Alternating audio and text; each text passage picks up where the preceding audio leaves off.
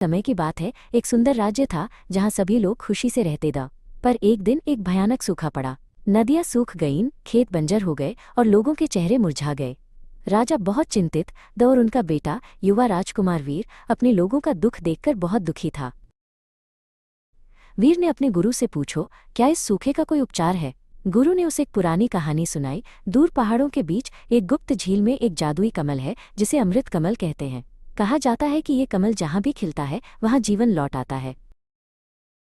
वीर ने तुरंत अमृत कमल को खोजने का निर्णय लिया। उसने अपनी तलवार और एक छोटा सा झोला लिया और अपनी यात्रा पर निकल पड़ा। उसने सूखे पहाड़ों और बंजर मैदानों को पार किया। उसके कदम आगे बढ़ते रहे। कई दिनों की यात्रा के बाद वीर एक छुपे हुए झील के पास पहुंचा। झील का पानी शांत और साफ था और वहां झील के बीच में एक अकेला चमकता हुआ कमल खिला हुआ था।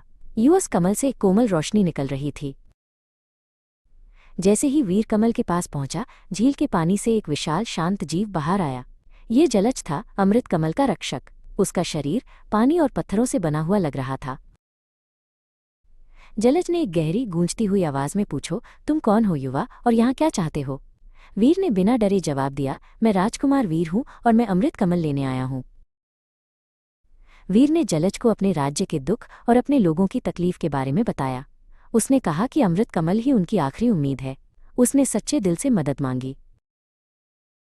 जलज ने वीर की आंखों में सच्चाई और उसके दिल में दया देखी।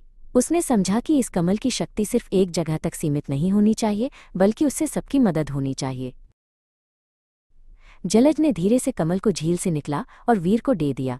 उसने कहा, इससे ले जाओ बहादुर राजकुमार, ये तुम्हारे राज्य में जीवन लौटाएगा।